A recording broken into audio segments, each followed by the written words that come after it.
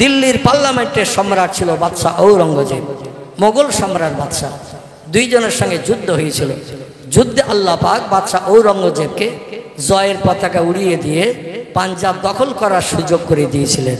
জোরে বলুন সুবহানাল্লাহ। কারণ ইসলামিক ইতিহাসে এসেছে, বইটির নাম হলো দ্য ওল্ড ইন্ডিয়ান হিস্ট্রি। কি নাম বললাম? The old Indian history. Bangla নাম হলো ভারতের পুরনো ইতিহাস। ভারতের পুরানো ইতিহাস। লেখকের নাম ডক্টর পি হিউট। কি নাম বললাম? বইটি লিখেছেন যিনি ইংরেজ সাহিত্যিক, বাংলা ভাষাটা জানতো না, তারই মাতৃভাষা ছিল ইংরেজি, তা ইংরেজিতে বইটি লিখেছেন। বইটির নাম দিয়েছেন দ্য ওল্ড ইন্ডিয়ান হিস্ট্রি। লেখকের নাম ডক্টর পি হিউট। আমি সেই বই থেকে তথ্য দিচ্ছি আপনাদের কাছে। যুদ্ধ হয়ে গেল। যুদ্ধে বাদশাহ ঔরঙ্গজেব জয়লাভ করলেন, তরু সিং হেরে গেল। আগের যুগে যুদ্ধে যারা হেরে যেত তারা বন্দী হয়ে যারা জয়লাভ করত তাদের হাতে বন্দী হয়ে এসে হাজির হতো। কথাটা ঠিক না ভুল? আমার সঙ্গে মোকাবেলা করেছো, যুদ্ধ করেছো, সরাসরি আমার কাছে তুমি পরাজয় স্বীকার করো নাই, এই জন্য সৈন্য সামন্ত দিয়ে তোমার সঙ্গে মোকাবেলা করতে হয়েছে। আর যুদ্ধের মাধ্যম দিয়ে তুমি পরাজয় বরণ করেছো। তুমি এখন আমার কাছে আসামি। আসামি যারা হতো তাদের হাতে হ্যান্ডকাফ দিয়ে, গরু ছাগলের মতো গলায় দড়ি দিয়ে ও মাঝে মাঝে টেনে যিনি জয়লাভ করতেন তার কাছে নিয়ে আসা হতো। খুব সংক্ষেপ করে তত্ত্বটা দিই যাতে শিখ সম্রাটের 4টি শুনতে বুঝতে সুবিধা হয়। মনে আছে তো আগের কথাটা? আছে তো নাকি? আছে। আমার ভাইরা, দিল্লির সম্রাট বাদশাহ ঔরঙ্গজেবের সামনে শিখ সম্রাট তরু সিংকে আনা হয়েছে। আনার পরে বলল, এ তরু সিং, তুমি তো পরাজয় বরণ করেছো, হার স্বীকার করেছো, আমার কাছে আসামি সাব্যস্ত হয়েছো। এখন আমি যেটা করব তোমার জন্য তুমি সেটা মেনে নেবে না নেবে না? তরু সিং বলল, আপনি বিজয়ী, আমি পরাজয়ী, এই জন্য আপনি আমার জন্য যে হুকুম করবেন, যে ব্যবস্থা করবেন, আমার বাধ্য হয়ে মেনে নিতে হবে। কারণ আমার সৈন্যরা হার মেনে তারা চলে গেছে, পালিয়ে গেছে, কিছু কিছু ব্যক্তির প্রাণনাশও হয়ে গেছে, সৈন্যরা সব পরাজয় বরণ করেছে। আপনার সৈন্যরা বীর বিক্রমে যুদ্ধ করে জয়লাভের পতাকা উড়িয়ে আমার দেশটা দখল করে নিয়ে নিয়েছে। আপনিও পাঞ্জাবের মালিক বর্তমান হয়ে গেছেন। জোরে বলুন সুবহানাল্লাহ।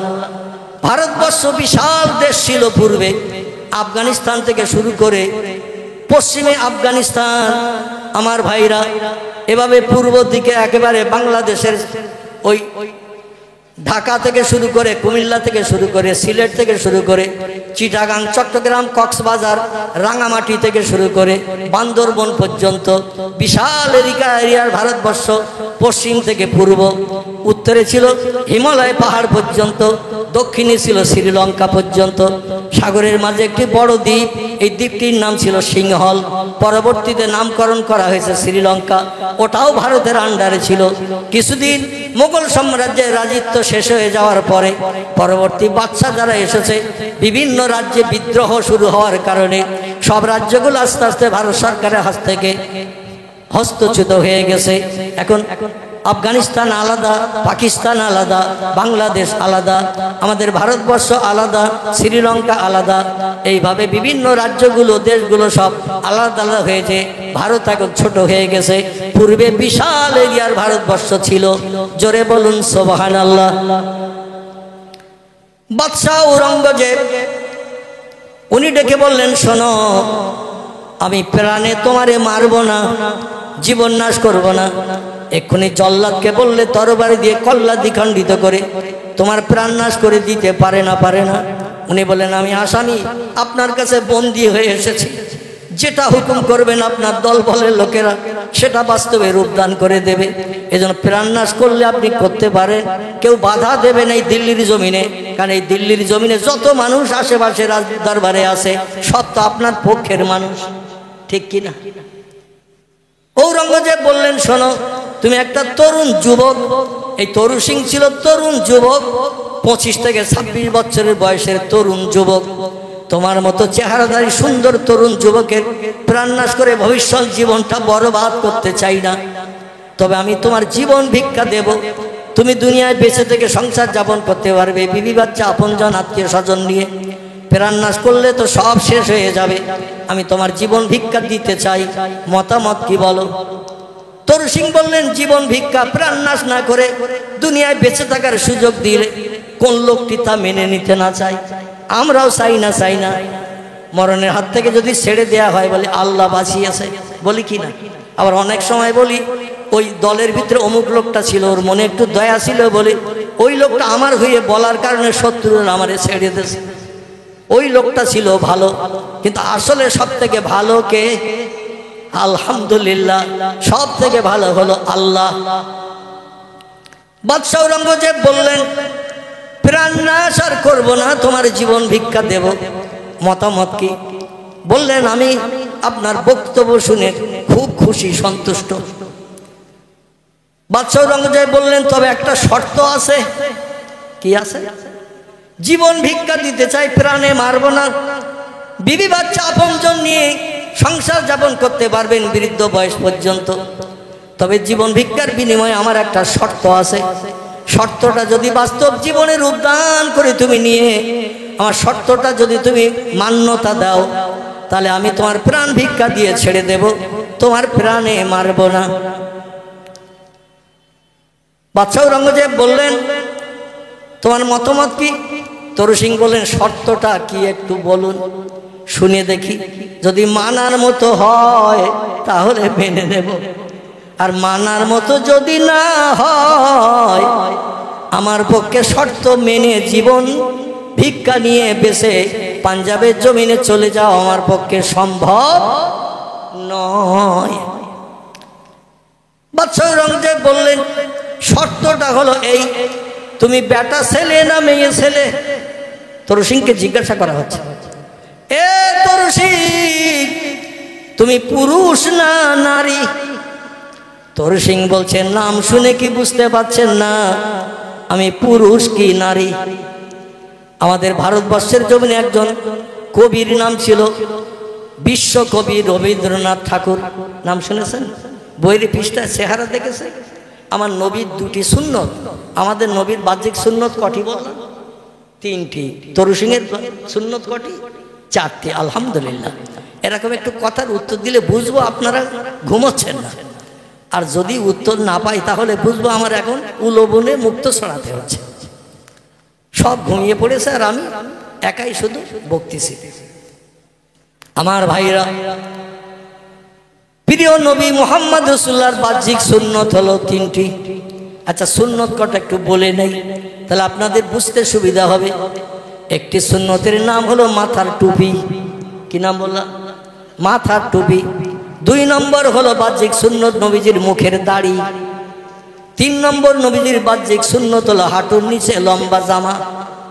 কোনো ব্যক্তি যদি এই 3টে সুন্নত বাস্তবে রূপদান করে, গোপালপুরের বাজার, কেদুয়ার বাজার, হাড়োয়ার বাজারে যদি যায়, যে কোনো হিন্দু, জৈন, শিখ, বৌদ্ধ, চৈতন্য, ইহুদি, খ্রিস্টান, কোল, ভিল, নাগা, খাসা, মুন্ডা, আর্য, অনার্য, আদিবাসী, সাঁওতালি, যে কোনো ধর্মাবলম্বীকে যদি একটা টুপিওয়ালা, দাড়িওয়ালা, লম্বা জামাওয়ালা লোক দেখিয়ে বলা হয় এই লোকটা কোন ধর্মাবলম্বী, যে কোনো ধর্মাবলম্বী আমার মাথার টুপি, মুখের দাড়ি, গায়ের হাঁটুর নিচে লম্বা জামা দেখলে আমার পরিচয়টা কি দেবে একটু বলুন?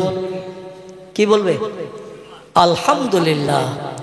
নাম জিজ্ঞাসা করবে না, ভাই তোমার নামটা কি বলো, তারপরে তোমার পরিচয় দেব তুমি কোন ধর্মাবলম্বী। এখন নাম যদি জিজ্ঞাসা করে তোমার নামটা কি বলো, আর নাম যদি বলে মিন্টু, নাম যদি বলে পিন্টু, নাম যদি বলে নন্টু, নাম যদি বলে ঝন্টু, নাম যদি বলে লালটু, নাম যদি বলে বল্টু, নাম যদি বলে বাপ্পি, নাম যদি বলে বাপ্পা, নাম যদি বলে বাবলু, নাম যদি বলে বাচ্চু, নাম যদি বলে নাট, নাম যদি বলে স্ক্রুপ, আচ্ছা কোন ধর্মাবলম্বী চেনা যাবে? কথা বলে। নাম বলেছে নন্টু, মিন্টু, পিন্টু, নন্টু, ঝন্টু, বাপি, বাপ্পা, বাবলু, বাচ্চু, ডবলু, বুলু, নাট, স্ক্রুপ। এখন এরকম নাম বেরিয়েছে না বেরিয়ে? বন্ধু বন্ধুর কাছে দৌড়িয়ে গেছে চার দোকানে, যে বলছে একটা শুভ সংবাদ। বলে কি খবর বল? বলছে আল্লাহ একটা পুত্র সন্তান দিয়েছে আমার স্ত্রী গর্ভ থেকে, আমি সন্তানের বাপ হয়েছি। বলে তাহলে রসগোল্লা খেতে দে, মেয়ে হলে বুট ভাজার কথা বলতাম, আমাদের যে মেয়ে হলে কেউ আর ভালো জিনিসের দাবি করে না, ঠিক বললাম না ভুল বললাম? কিন্তু ছেলের খবর শুনলে বলে রসগোল্লা দে। আল্লাহর নবী বলেন, যে ঘরে কন্যা সন্তান জন্মগ্রহণ করে ওই ঘরে আল্লাহর রহমতের দুজন ফেরেশতা হাজির হয়। জোরে বলা যাবে না সুবহানাল্লাহ? যে ঘরে একটা কন্যা সন্তান জন্মগ্রহণ করে, তিরমিজি শরীফের হাদিস, নবী বলছেন কন্যা সন্তান জন্মগ্রহণের কারণে আল্লাহর দুইজন রহমতের ফেরেশতা ওই ঘরে নাজিল হয়। ওই ঘরে আল্লাহ সংসারে বরকত দেন, রহমত দেন, আয় উন্নতিতে আল্লাহ বেশি বেশি লাভবান করে দেন। জোরে বলুন সুবহানাল্লাহ। যত হাদিসের কিতাব আছে, কারবা নাম বুখারী, কারবা নাম মুসলিম, কারবা নাম তিরমিজি, কারবা নাম আবু দাউদ, কারবা নাম ইবনে মাজাহ, কারবা নাম নাসাই, কারবা নাম দারমি, কারবা নাম দারকুতনি, কারবা নাম বাইহাকি, কারবা নাম তিবরানি, কারবা নাম মুওয়াত্তা মালিক, কারবা নাম মিশকাতুল মাসাবি, কারবা নাম ইবনে হাব্বান, কারবা নাম আল হাকিম, কারবা নাম আল মুস্তাদরাক, কারবা নাম তারগিব। এগুলো সব হাদিসের কিতাবের নাম। ভরা আছে পয়গম্বরের জবানি, কিছু কম বেশি 3.5 লক্ষের মতো। চিল্লায়ে বলা যাবে কি একটু সুবহানাল্লাহ? নারায়ে তাকবীর। এই 3.5 লক্ষের মতো হাদিস পয়গম্বরের জবানি বিভিন্ন লেখকেরা কিতাবের নাম দিয়ে দিয়ে নবীজির জবানিগুলো লিপিবদ্ধ করেছেন। বুখারী, মুসলিম, তিরমিজি, আবু দাউদ, ইবনে মাজাহ, নাসাই, দারমি, দারকুতনি, বাইহাকি, তিবরানি, মুওয়াত্তা মালিক, মিশকাতুল মাসাবি, ইবনে হাব্বান, আল হাকিম, আল মুস্তাদরাক, আত তারগিব। এইভাবে যত হাদিসের কিতাব আছে, কোন হাদিসের কিতাবে কোন লেখক এ কথা লেখেনি যে কোন ঘরে যদি একটা পুত্র সন্তান জন্ম হয় আল্লাহ রহমতের ফেরেশতা একটা এসে হাজির হয়। এরকম কথা কোন হাদিসে লেখা নাই। পুত্র সন্তান জন্ম নিলে কোন রহমতের ফেরেশতা আসে না, কিন্তু কন্যা সন্তান জন্ম নিলে আল্লাহ দুজন রহমতের ফেরেশতা পাঠায় ওই সংসারে যাতে দুঃখ কষ্ট আগামীতে আর না আসে। কিন্তু আমাদের দেশে যদি কোনো ঘরে মেয়ে সন্তান জন্ম নেয় আর ওই মেয়ের বাপ যে ওর মুখটায় হাসি ফোটে না, মুখ হাড়ির তলা মতো হয়। কথা বলে, মুখটা হয় হাড়ির তলা। হাড়ির তলা লাল না সবুজ? কথা বলে, হাড়ির তলা যেমন কালো, মেয়ের বাপের মুখটা হয়ে যায় ওই রকম কালো। আর পরস্পর আল্লাহ যদি 3 থেকে 4টে কন্যা সন্তান কোনো ঘরে দেয়, স্বামীর কাছে খবর যেই যায়, তোর আগে মেয়ে ছিল কটা? বলে 3টে, হ্যাট্রিক করেছি। ছেলের আশা আর একটা নিছি, আল্লাহ হয়তো এবার 4 নম্বরে ছেলে দেবে। কিন্তু সন্তান প্রসবের পরে বাড়ির ধাত্রীরা মেয়েরা বলছে তোর আর একটা মেয়ে হয়েছে। ও আর রাগ সহ্য করতে পারেনি। স্ত্রী যে ঘরে সন্তান প্রসব করেছে ওই ঘরের দরজায় এসে বলছে তোরে 1 তালাক, 2 তালাক, 3 তালাক, তোর বাপের তালাক, মার তালাক, তো 14 গোষ্ঠীর তালাক, তোর পেটে শুধু মেয়ে গিজ গিজ করতেছে।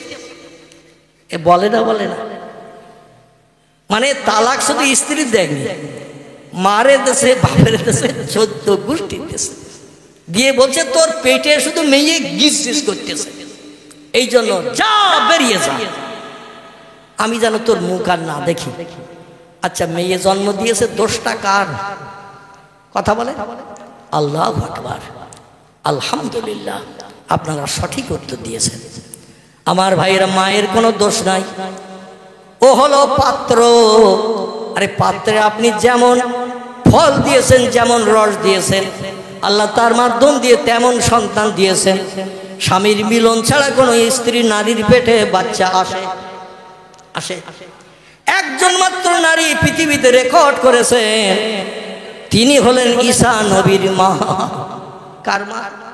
ঈসা নবীর মা। ইনি পৃথিবীতে বিশ্ব রেকর্ড করেছেন, বিনা বিবাহে স্বামীর সঙ্গে বিনা মিলনে তিনি একটা কন্যা সন্তান জন্ম দিয়েছিলেন। কথাটা ঠিক বললাম না ভুল বললাম? না, ঠিক বলিনি। আপনারা যে কেমন ঘুমোচ্ছেন তাই একটু পরীক্ষা করলাম। আসলে কন্যা সন্তান জন্ম দেয়নি, একটি পুত্র সন্তান জন্ম দিয়েছিলেন। ঠিক না ভুল? এই পুত্র সন্তানটির নাম হলো হযরতে ঈসা রুহুল্লাহ। কি নাম বললাম?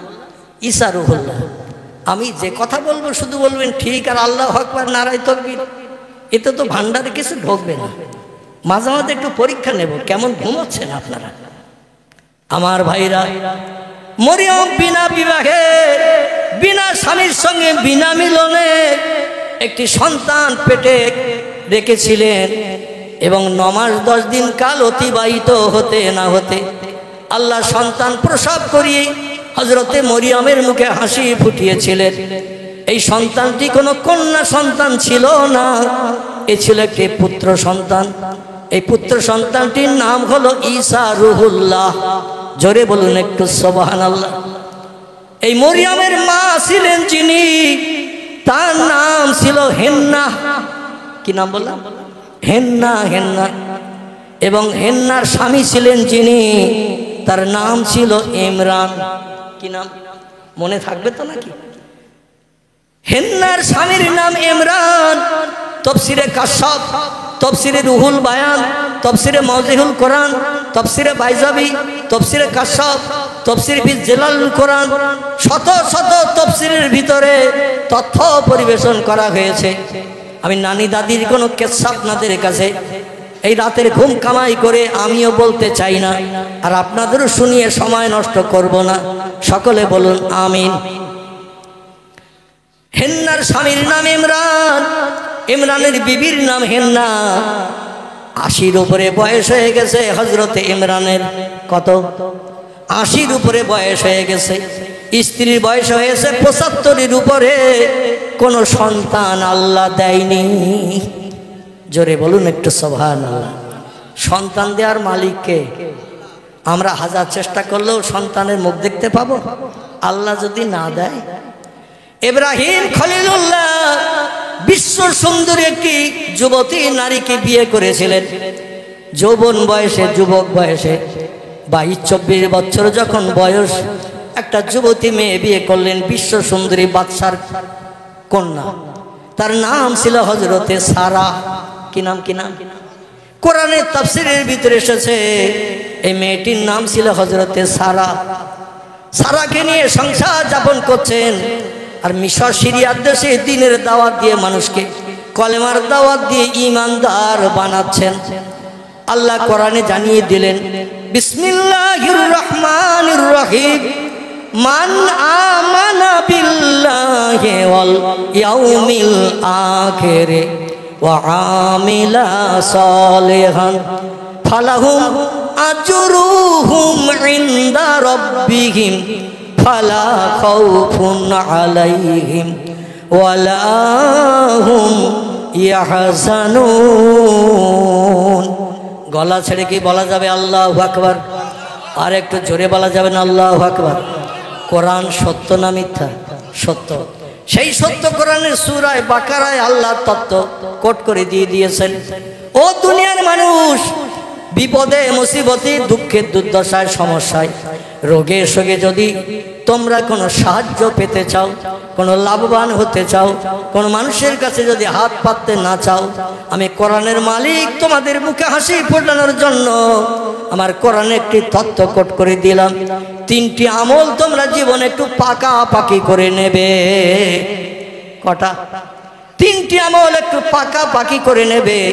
ফালা আলাইকা, আর কোনো জিনিসের প্রয়োজন তোমাদের হবে না, হবে না, হবে না। মা ফাতাকা মিনহু, ওই 3টি জিনিস সংসার জীবনে সুখভোগের জন্য তোমাদের যথেষ্ট হয়ে যাবে। জোরে বলুন একটু সুবহানাল্লাহ। আচ্ছা, 3টি জিনিস কি কি বলবো না থাকবে? বলবো। আল্লাহ প্রথমে বললেন মান আমানা বিল্লাহ, আমি যে তোমাদের প্রভু, আমি যে তোমাদের স্রষ্টা, আমারে কোনোদিন দেখতে পাবে না, তাই বলে যেন কোনোদিন জবান দিয়ে প্রকাশ করো না, এই ধারণা করো না। যারে চোখে দেখি তারে বিশ্বাস করি, যারে চোখে দেখি না সেটা বিশ্বাস করি না, মানি না। আল্লাহরে কেউ দেখতে পায় না, যন্ত্রপাতি মেশিনও বলে দিতে পারে না।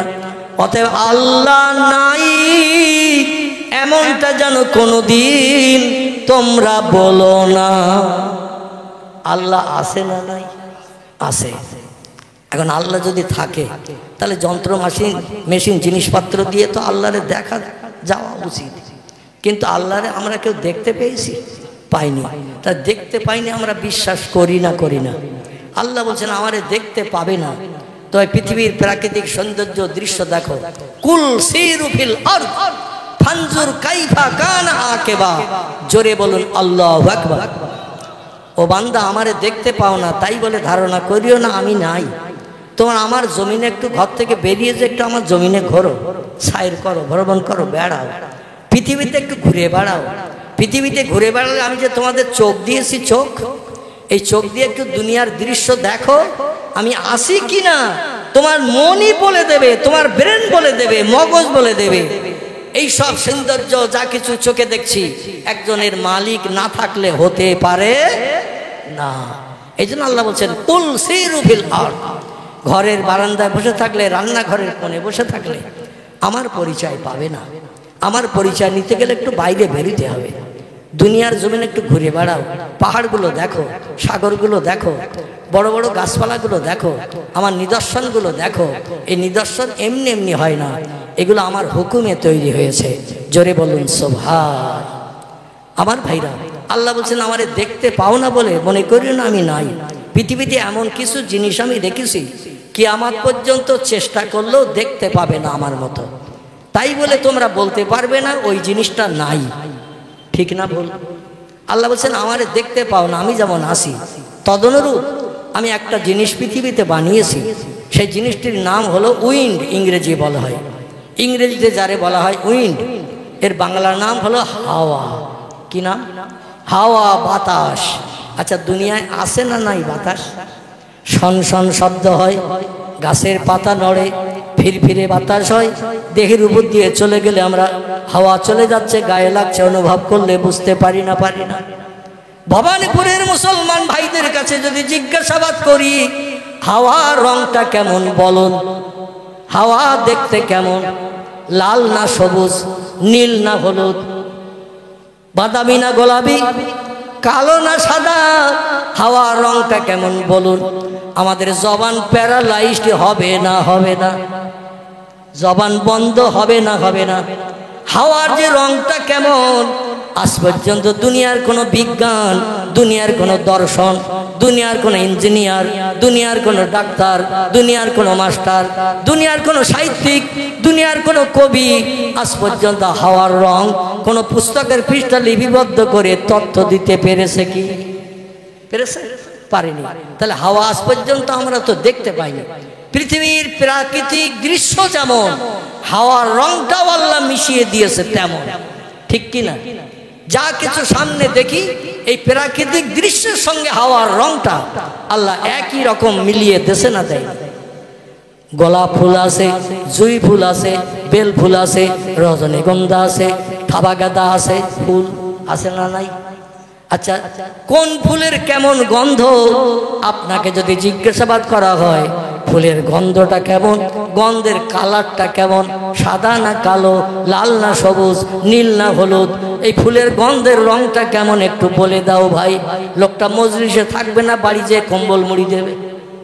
কথা বলে, বাড়ি যেয়ে কম্বল মুড়ি দেবে। ফুলের গন্ধ কেমন জানতে গেলে আগে নাকের কাছে ধরতে হবে, ঠিক কিনা? এক একটা ফুলের এক এক রকম সৌরভ, এক এক রকম গন্ধ আসে না নাই? বেল ফুলের গন্ধ আলাদা, জুঁই ফুলের গন্ধ আলাদা, থাবা গাঁদার গন্ধ আলাদা, গোলাপ ফুলের গন্ধ আলাদা, রজনীগন্ধার আলাদা, ঠিক কিনা? যত সময় নাকে ধরছি তত সময় অনুভব করতে পারছি না। আবার এর কালারটা, রংটা কেমন, গন্ধের রং কিয়ামত পর্যন্ত চেষ্টা করলেও কি দেখা যাবে? আল্লাহ বলেন ওই রকম আমারে তোমরা দেখতে পাবে না। তাই পৃথিবীর নিদর্শনগুলো দেখে আমি আল্লাহ যে আসি এটা তোমাদের বিশ্বাস করতে হবে। এরই নাম হলো মান আমানা বিল্লাহ। জোরে বলুন একটু সুবহানাল্লাহ। 2 নম্বরে আল্লাহ বললেন ওয়াল ইয়াউমিল আখির। আমি বক্তৃতার শুরুতে আপনাদের কাছে কবরের কথা বলছিলাম কি? আমার ভাইরা, মরণের পর থেকে নিয়ে আমার আপনার গন্তব্যস্থান কবর। আবার কবরে ততদিন পর্যন্ত থাকতে হবে এজা তাকুমুস সাত, যতদিন না পর্যন্ত পশ্চিম দিকে সূর্য উদয় হয়ে পূর্ব দিকে অস্তমিত হতে না যাবে ততদিন পর্যন্ত এই দুনিয়া ধ্বংস হবে।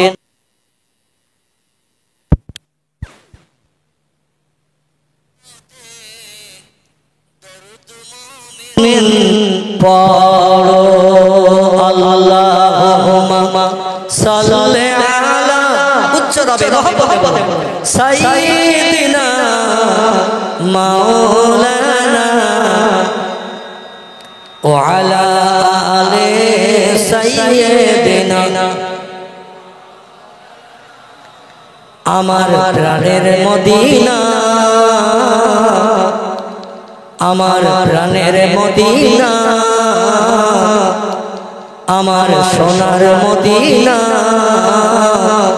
সব ভুলিব কিন্তু তোমায় ভুলতে পারি না। আল্লাহুম্মা সাল্লি আলা সাইয়্যিদিনা মাওলানা ওয়া আলা আলি সাইয়্যিদিনা মাওলানা মুহাম্মদ। আল্লাহ দুই নম্বরে বললেন আমার এই প্রথম নম্বরের দায়িত্ব হলো না দেখে আমি স্রষ্টা মালিক আছে বিশ্বাস করতে হবে। ও বান্দারা দুই নম্বরের দায়িত্ব হলো আল ইয়াউমুল আখির, পরকাল বলে একটা লম্বা জিন্দেগি বানিয়ে রেখেছি, কোটি কোটি বছর সেখানে থাকতে হবে। লা ইয়ামুতু ওয়ালা ইয়াহইয়া ফিহা, সেখানে যখন কোনো বান্দা বান্দি চলে যাবে, নারী হোক বা পুরুষ হোক, কেউ যাবে জান্নাতে কেউ যাবে জাহান্নামে, কিন্তু সেখানে মরণ কোনোদিন কারো হবে না।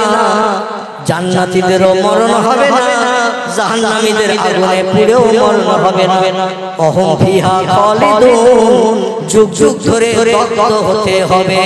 মরণের চিন্তা যেন জাহান্নামে যে করো না। এই পরকাল বলে একটা লম্বা জিন্দেগি বানিয়ে রেখেছি, এটা তোমরা দুনিয়ায় বেঁচে থাকতে দেখতে পাবে না, জান্নাত জাহান্নাম দেখতে পাবে না, কিন্তু বিশ্বাস করে নিতে হবে। তিন নম্বর হলো ওই জাহান্নামের আগুন থেকে যদি নিষ্কৃতি পেতে চাও, দগ্ধ হওয়ার হাত থেকে যদি বাঁচতে চাও, আল্লাহ কোরআনে সূরা বাকারায় বলেছেন কুল্লামা নুদিজাত জুলুদুহুম বাদদালনাহুম জুলুদান গায়রাহা লিয়াযুকুল আযাব। জোরে বলুন আল্লাহু আকবার। আমার অপরাধী বান্দা বান্দি হাসরের মাঠে যারা শাস্ত হবে, সবের পাল্লা হালকা হবে, পাপের পাল্লা ভারী হয়ে যাবে। আমি ফেরেশতাদের হুকুম করে দেব ওই সমস্ত অপরাধী গুনাহগার বান্দা বান্দিদের গলায় লোহার শিকলের দড়ি পরিয়ে ফেরেশতারা গরু ছাগলের মতো হল হল করে টানতে টানতে অপরাধের কারণে, ভুলের কারণে, পাপ করার কারণে, মদ খাওয়ার কারণে, সুদ খাওয়ার কারণে, ব্যভিচারিকার করার কারণে, মানুষ মারার কারণে, গরিবের হক ফাঁকি দিয়ে খাওয়ার কারণে, তাদের জন্য আমি আগুন নামক সাবান বানিয়ে রেখেছি। কি বানিয়ে রেখেছি? আগুন নামক সাবান বানিয়ে রেখেছি। জামা কাপড়ে ময়লা লাগলে সাবান সার্ফ দিতে হয় না, সাবান সার্ফ দিলে যেমন জামা কাপড়ের ময়লা পরিষ্কার হয়। দুনিয়ায় যত সুদের ময়লা, ঘুষের ময়লা, যাত্রার ময়লা, রেডিওর ময়লা, ভিডিওর ময়লা, মদের ময়লা, ব্যভিচারের ময়লা, গরিবের হক ফাঁকি দিয়ে খাওয়ার ময়লা, যত মেখে আসবে এই ময়লা পরিষ্কারের জন্য আমি আল্লাহ জাহান্নামের আগুন সাবান বানিয়ে রেখেছি। এই সাবানের নাম দিয়েছি ইন্টারন্যাশনাল লাক্স।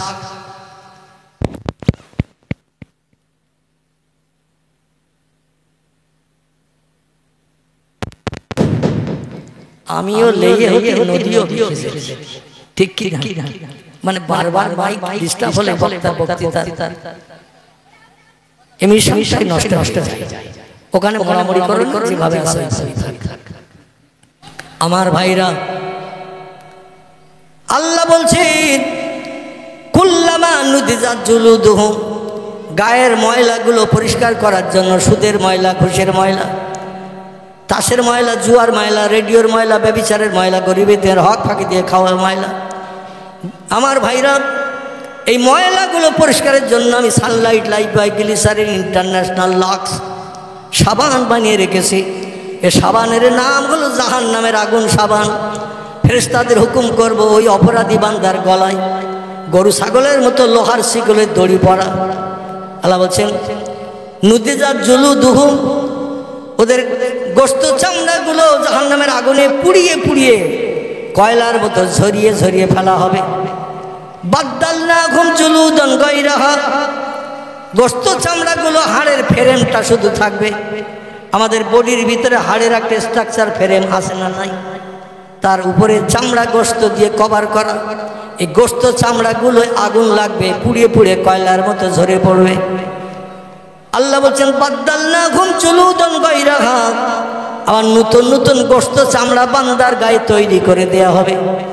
হাড়ের স্ট্রাকচার ফ্রেম জাহান্নামের আগুনে পুড়বে না, ওতে আগুন ঝিকবে না।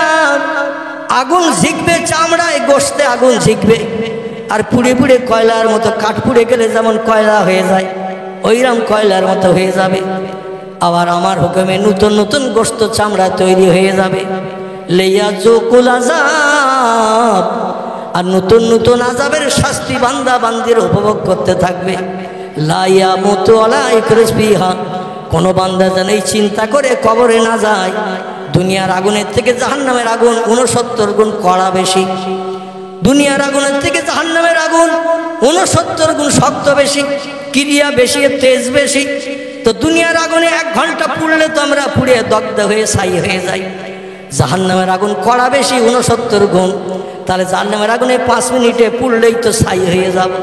তারপরে আমার দেহে যখন আর প্রাণ থাকবে না, পুড়ে ছাই হয়ে যাব, আর কষ্ট অনুভব করব না, জ্বালা যন্ত্রণা বুঝবো না। আল্লাহ বলেন এই ধারণা করে যেন তোমরা কবরে এসো না। কবরে তোমাদের জিন্দা করা হবে। সুম্মা ইহয়িকুম, কবরে আপনজন রেখে আসলেই জিন্দা করা হবে। আর ওই জিন্দাই হলো চিরস্থায়ী জিন্দা, আর কোনোদিন মরণ হবে না। জান্নাতীরা জান্নাতে যাবে, কোটি কোটি বছর জান্নাতে সুখ ভোগ করবে। বয়স বেশিও হবে না, বৃদ্ধ বৃদ্ধাও হবে না। কোটি কোটি বছর হয়ে যাওয়ার কারণে বয়স কমও হবে না, একই রকম বয়সের থাকবে আমার হুকুমে। জোরে বলুন সুবহানাল্লাহ। তিরমিজি শরীফের হাদিস, আল্লাহ নবী সাল্লাল্লাহু আলাইহি ওয়াসাল্লাম বলছেন জান্নাতি মেয়েদের বয়স করা হবে 18 বছরের। কত কত? জান্নাতি মেয়েদের বয়স করা হবে যুবতী 18 বছরের বয়স্কা। আর জান্নাতি পুরুষদের বেটা ছেলেদের বয়স করা হবে 21 বছরের। কত? লক্ষ বছর পেরিয়ে গেল, 21 বছরের যুবকের বয়স 22 হবে না। কোটি বছর পেরিয়ে গেল, 18 বছরের যুবতীর বয়স 17 হবে না। আল্লাহ 18 বানাবেন, 18ই রয়ে যাবে। এক একটা যুবক পুরুষকে জান্নাতের ভিতরে সুখ ভোগের জন্য আল্লাহ পাক 70টা করে জান্নাতি হুর গেলেমান বরাদ্দ করে দেবেন। জোরে বলা যাবেন একটু সুবহানাল্লাহ। কটা কটা বলা? এক একটা বেটা ছেলের জান্নাতের ভিতরে সুখ ভোগের জন্য, জীবন যৌবনের ক্ষুধা নিবৃত্তির জন্য যখন যেটা চাবেন সঙ্গে সঙ্গে আপনার চাওয়া পাওয়াটা পরিপূর্ণ হওয়ার জন্য 70টা করে 18 বছরের যুবতী মেয়ে একটা পুরুষের জন্য বরাদ্দ করা হবে। জোরে বলুন সুবহানাল্লাহ। আচ্ছা, এই তত্ত্বটা শুনে আপনাদের মনে মনে কি হচ্ছে না? দুনিয়ায় আমরা যদি শরীয়তের আইন মেনে 4টে বিয়ে করি, শরীয়তে একটা বেটা ছেলে কটা বিয়ে করতে পারে? কথা বলেন? 4টে। আল্লাহ বলছেন ফানকিহু মা তাবা লাকুম মিনান নিসা মাসনা সুলাসা আর রুবা ফাইন খিফতুম আল্লাহ তাআদিলু ফাওয়াহিদাতান আল আখির। জোরে বলুন একটু আল্লাহু আকবার। আল্লাহ বলছে ও দুনিয়ার যুবক পুরুষেরা, আমি তোমাদের জন্য স্পেশাল ফ্যাসিলিটির তথ্য কোরআনে দিয়েছি। ফানকিহু, তোমরা নিকাহ করো, বিবাহ করো। আল্লাহ বলছেন ফানকিহু, তোমরা নিকাহ করো, বিবাহ করো, জীবন যৌবনের ক্ষুধা নিবৃত্তি করো। খবরদার যেন কোনো অবৈধ মেয়ের হাত ধরে টেনে নিয়ে যেও না। বিবাহ ছাড়া কাউকে নিয়ে যৌন সঙ্গমে লিপ্ত হয় না। তোমার ঈমান আমান সব বরবাদ হয়ে যাবে, তুমি কাফের হিসাবে বিবেচিত হবে। জোরে বলুন আমিন। বিবাহকাল আল্লাহ কোরআনের ভাষায় বললেন ফানকেহু, নেকাহ করো। কি করো? নেকাহ করো। আমাদের দেশে বিয়ে আমরা জানি একরকম, আর নেকাহ জানি আর এক রকম। নেকাহের বাংলা তত্ত্ব হলো নিকে। কি বলা হয়? নিকে। জীবনের প্রথম বিয়ে, এটি হলো একরকম। আবার প্রথম স্ত্রী যদি খোদা না করুক মারা যায়, কেউ যদি 3টে 4টে বিয়ে করে, ওরে বলে নিকের বউ। বলে না? বলে না? নেকা শব্দের বাংলা অর্থ হলোই বিয়ে। নেকা মানে নিকের বউ নয়। আমাদের দেশে প্রথম বিয়ে করলে সেটা বলে বিয়ের বউ, আর দ্বিতীয় তৃতীয় বিয়ে করলে বলে নিকের বউ। আসলে কোরআনের ভাষায় বলা হয়েছে নেকা। নেকা শব্দের অর্থ হলো 100 বিয়েও যদি আপনি করেন, আপনার জন্য ওটা হলো বাংলা ভাষায় বিয়ে, আর আরবি ভাষায় ওর নাম হলো নেকা। জোরে বলুন সুবহানাল্লাহ। আল্লাহ বলেন একটা স্ত্রী যদি তোমার জীবন যৌবনের ক্ষুধা নিবৃত্তি করতে না পারে, চাহিদা যদি মিটাতে না পারে, মাসনা, তুমি 2টো বিয়ে করো। 2টো স্ত্রী যদি তোমার সংসার জীবনে সুখ দিতে না পারে, মনের ক্ষুধা যদি রয়ে যায়, অসলাসা, তুমি 3টে বিয়ে করো। আল্লাহ বলেন 3টি স্ত্রী যদি তোমার জীবন যৌবনের ক্ষুধা মিটাতে অক্ষম হয়, তুমি কামুক পুরুষ, তোমার জীবন যৌবনের ক্ষুধা নিবৃত্তি করতে অক্ষম যদি হয় 3টি স্ত্রী, অরবা, তুমি একসঙ্গে 4টে পর্যন্ত বিয়ে করতে পারো। আল্লাহ খামসা শব্দ তারপরে আর দেননি, মানে 5টা বিয়ে করার অনুমতি একসঙ্গে দেননি। একসঙ্গে বউ রাখা যাবে কটা? 4টে। আল্লাহ বলছেন রোবা, তুমি 4টে পর্যন্ত স্ত্রী একসঙ্গে ব্যবহার করতে পারবে। তবে শোনো, ফাইন খিপ্তুম, যদি তোমাদের ভয় হয়, যদি তোমাদের মগজে চিন্তা ভাবনা আসে, বিয়ে করেছি 4টি, সবাইকে সমান চোখে দেখতে পাচ্ছি না, সবাইকে সমান চোখে মহব্বত করতে পারছি না, সবাইকে সমান খাবার দিতে পারি না, কাউরে কাছে টানি কাউরে দূরে ঠেলে দিই, এমন চিন্তা ভাবনা যদি মগজে আসে, হে দাতান, তাহলে একটা স্ত্রী তোমার জন্য যথেষ্ট। খবরদার যেন বাড়তি বিয়ে করতে যাবে না। আল্লাহ বলে সব স্ত্রীকে সমান চোখে দেখতে হবে, সবাইকে একই রকম খাবার দিতে হবে, সবাইকে একই রকমের শাড়ি দিতে হবে। নতুন স্ত্রীর বয়স কম, পুরানো স্ত্রীর বয়স বেশি, তারে দিলাম বিধবার শাড়ি। নতুন স্ত্রীর বয়স কম, তারে নিয়ে মাঝে মাঝে পিকনিকের স্পটে কাঁধে বিভিন্ন জায়গায় ট্যুর করতে যেতে হয়, তারে দিলাম বেনারসি 10,500 টাকার শাড়ি। আল্লাহ বলেন কবরে এসো গাপ কটা করে ছেড়ে দেব। কি কটা? গাপ কটা করে ছেড়ে দেব। গম পেশাই করে আটা বানানোর মতো এরকম আটা বানিয়ে ছেড়ে দেব। 4টে বিয়ে করো, আমি আল্লাহ তোমাদের জন্য অনুমতি দিলাম, বৈধ ঘোষণা করলাম, কিন্তু সবাইকে সমান চোখে দেখতে হবে। কেউ থাকবে 3 তলায় আর কেউ থাকবে কুড়ে ঘরে, এটা করলে হবে না। পয়গম্বরের একসঙ্গে স্ত্রী ছিল এই কটা। কি ঘুমোচ্ছেন নাকি? কটা দেখছেন? 9টা। পয়গম্বরের একসঙ্গে স্ত্রী ছিল 9টা। কারবা নাম আয়েশা, কারবা নাম উম্মে হাবিবা, কারবা নাম উম্মে সালমা, কারবা নাম জাইনাব বিনতে জাহাস, কারবা নাম জাইনাব বিনতে খোজাইমা, কারবা নাম সৌদা, কারবা নাম সুবিয়া, কারবা নাম মাইমুনা, কারবা নাম জাওয়ারিয়া, কারবা নাম মারিয়া কিপ্তিয়া। এরা 9 জন স্ত্রী একসঙ্গে পয়গম্বরের বিবি ছিলেন। জোরে বলুন সুবহানাল্লাহ। কিন্তু পয়গম্বর 2টো স্ত্রী এক ঘরে রাখেননি। মেয়েরা সব জিনিসের ভাগ অপরকে দিতে চায়, সব জিনিসের ভাগ মেয়েরা অপরকে দিতে চায়। একটি জিনিসের ভাগ মেয়েরা কাউকে দিতে চায় না। সেটা কিসের ভাগ বলেন তো? আলহামদুলিল্লাহ, ভবানীপুরের মানুষের কাছে ওয়াজ করে আমার কলিজা ঠান্ডা হচ্ছে। অনেক জায়গায় তো কথা বলে না, আর যদিও বা কথা বলে তো উত্তর দেয় মানুষের নেতাজি বললে পেঁয়াজির উত্তর দেয়। আপনাদের উত্তরটা আমি সঠিক পেয়ে খুব আনন্দ পাচ্ছি, খুশি হচ্ছি। 2টো কথা বলতে আমার ইচ্ছা হচ্ছে। মেয়েরা সব জিনিসের ভাগ অপরকে দিতে চায়, একটি জিনিসের ভাগ কাউকে দিতে চায় না, সেটি হলো স্বামীর ভাগ। কথাটা সত্য বললাম না মিথ্যা বললাম? স্বামীর ভাগ এরা কাউকে দিতে চায় না। এই জন্য নবী পাক সাল্লাল্লাহু আলাইহি সাল্লাম একসঙ্গে 9টা স্ত্রী নিয়ে সংসার করেছেন মদিনায়, কিন্তু এক ঘরে 2টো স্ত্রী রাখেনি। আর আমাদের দেশে অনেক বাড়িতে এক ঘরে 3টে স্ত্রীও থাকে। ঠিক বললাম না ভুল বললাম? এক ঘরে 3টি স্ত্রী থাকে। আব্দুল করিম চার দোকানে বসে দোকানদারের সঙ্গে পাশে বন্ধুদের সঙ্গে গল্প গুজব করছে। গল্প করতে করতে টেলিভিশন দেখতে দেখতে রাত 11:30 বেজে গেছে। দোকানদার আব্দুল মোমেন চাচা বলে, আর তো খরিদ্দার নাই, রাত 11:30 বেজে গেছে, চল মিন্টু বাড়ি যাই। মাঝে মাঝে দোকানদার বলে কিনা, খরিদ্দার নেই, বেকার বসে থেকে কি লাভ, তোরা তো শুধু গল্পই করছিস, চা তো আর চাচ্ছিস না, তো এইভাবে আর রাত জেগে বসে থেকে কি লাভ, চল বাড়ি যাই। মিন্টু বলে, চাচা ঝাঁপ ফেলে দাও, তুমি বাড়ি যাও যাও, আমি কিন্তু বাড়ি যাব না। চাচা বলে, এক বলতে তোর 3টে বউ, আমাদের একটা বউ, তাই মনটা আনচান আনচান করে, কখন বাড়ি যাব, খোকার মার একটু মুস্কি হাসি দেখবো। আল্লাহ নবী বলছেন, মেয়েদের মাথার তালু থেকে নিয়ে পায়ের তলা পর্যন্ত এই টোটাল বডির ভিতরে সব থেকে দামি অলংকার, দামি গহনার নাম হলো লাল ঠোঁটের ভিতরে সাদা দাঁতের মুস্কি হাসি। জোরে বলুন একটু সুবহান।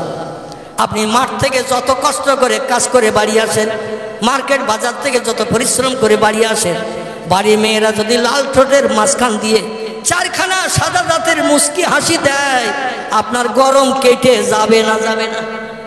নবী বলছেন, লাল ঠোঁটের ভিতরে সাদা দাঁতের মুস্কি হাসি, মেয়েদের মাথা থেকে পা পর্যন্ত টোটাল বডির ভিতরে, এটি হলো দামি গহনা। জোরে বলুন সুবহানাল্লাহ। আপনারা মার্কেট বাজার থেকে, জলকরের আলা থেকে, ব্যবসা বাণিজ্য থেকে বাড়ি আসেন, মেয়ের অন্তত পটল চোরা চোখ টেনে লাল ঠোঁটের ভিতর দিয়ে 8খানা দাঁত বার করে মুস্কি হাসি ভবানী পুড়িয়ে দেয়। তবে আমাদের বসিরহাট এলাকা অন্যরকম আছে। ওখানে স্বামী বাড়ি আসলে মনে হয় এর অন্তত 8.5 বছর এর স্বামী ঘরে নাই, মুখটা হাড়ির তলা মার্কা হয়ে গেছে। যদি বলে, তোর মুখে কোনো ঝল্লি পাচ্ছি না কেন, বলে মিন্টু যখন আসবে তখন দেখবে 22খানা দাঁত। কখানা মানে আর একজন আছে ওর বয়ফ্রেন্ড, ও মিন্টু যখন আসবে তখন 22খানা দাঁত বার করে দেখাবো। পটল ছাড়া চোখের চাউনি কেমন দেখাতে হয় তখন দেখিয়ে দেবে। তোমারে দেখি কি লাভ, তুমি তো হাট পুরো। জোরে বলুন একটু নাউজুবিল্লাহ। এই জন্য আমাদের দেশের অনেক যুবক 3টে বা 4টে স্ত্রী ঘরে থাকলে, দোকানদার যদি বলে চল বাড়ি যায়, রাত 11:30 বেজে গেছে, ও বলে, চাচা তুমি ঝাঁপ ফেলে দিয়ে বাড়ি যাবে, যাও, আমি তোমার দোকানের এই বেঞ্চিতে শুয়ে থাকবো। বলে, আমাদের একটা স্ত্রী, তাই বাড়ি থেকে যখন দোকান খুলতে আসি মনটা সবসময় আনচান আনচান করে, কখন বাড়ি যাই, কখন খোকার মার মুস্কি হাসিটা দেখবো, কলিজার তুষের আগুন পানি করবো। আর তোর এক বলতে 3টে বউ, তুই আমার বেঞ্চিতে কেন থাকবি? মশা তো মৌপোকার মতো ধরে সেকে ধরবে। ঠিক না ভুল? সেখানে তো মশার টসের কিচ্ছু নেই। আরে একজন পেলিয়ে মৌপোকার মতো মশা সেকে ধরবে না, ধরবে না। বলতে, চাচা আসল ব্যাপার তুমি জানো না। বলে, কি ব্যাপার? বলে, আমার একটা ঘর 3টে বউ, এখন আমি কখন বাড়ি যাবো তো ওরা দরজার মুখে সব দাঁড়িয়ে রয়েছে। বাড়ি যখন যাব, কেউ হাত ধরবে, কেউ পা ধরবে, কেউ গলায় ধরবে, ধরিয়ে বলবে আমার দিকে এসো, বলবে আমার দিকে আসো, কেউ বলবে তক্তকে এসে ওঠো, কেউ বলে নিচে জায়গা করেছে নিচে এসো। শেষ পর্যন্ত ওরা টানাহাসড়া করে যদি কাঁঠাল গাছের মতো ফেরিয়ে ফেলে আমারে, তাহলে জনম জনম বিদায় নিতে হবে। এই জন্য এখানে মশার কামড় খেয়ে তোমার বেঞ্চিতে শুয়ে থাকা ভালো, কিন্তু বাড়ি যাওয়া ভালো না। তোমার একটা বউ, ও হাত ধরুক, পায়ে ধরুক, গলায় ধরুক, যেখানে ধরে ধরুক, তোমার অন্তত কাঁঠাল গাছ ফাড়া হবে না। এই জন্য তুমি বাড়ি যাও চাচা, আমি যাব না। যারা একাধিক বিয়ে করেছে তারা জানতে পেরেছে, বুঝতে পেরেছে এর জ্বালা কি। ঠিক না ভুল? এর জ্বালা কি? আমার ভাইরা, পয়গম্বর মোহাম্মদ রাসূলুল্লাহ সাল্লাল্লাহু আলাইহি সাল্লাম একসঙ্গে 9টি পর্যন্ত স্ত্রী আল্লাহ নবীর জন্য বৈধ হালাল বানিয়েছিলেন। কিয়ামত পর্যন্ত নবীর কোন উম্মতের জন্য একসঙ্গে 9টা বিয়ে করা যাবে না, ওটা নবীর জন্য খাস বৈধ। জোরে বলুন একটু সুবহানাল্লাহ। নবীর বিবিরা কারবানা আয়েশা, কারবানা হাফসা, কারবানা উম্মে সালমা, কারবানা উম্মে হাবিবা, কারবানা জাইনাব বিনতে জাহাশ, কারবানা জাইনাব বিনতে খোজাইমা, কারবার নাম সাউদা, কারবার নাম সুফিয়া, কারবার নাম মাইমুনা, কারবার নাম জাওয়ারিয়া, কারবার নাম মারিয়া কিপ্তিয়া। এই স্ত্রীরা বিশ্ব নবীকে নিয়ে মদিনার জিন্দেগিতে 10 বছর সংসার করেছে। নবীর এমন কোনো বিবি নাই স্বামীর বিরুদ্ধে টু শব্দ ব্যবহার করেছেন। আল্লাহ বলছেন ইন্নাকা লাআলা খুলুকিন আযীম। ও হাবিব, পৃথিবীর ভিতরে সেরা আদর্শ, সেরা চরিত্র, সেরা আখলাক আমি আল্লাহ যদি কাউরে দিয়ে থাকে সেটা হলেন আপনি মুহাম্মাদুর রাসূলুল্লাহ। জোরে বলুন একটু সুবহানাল্লাহ।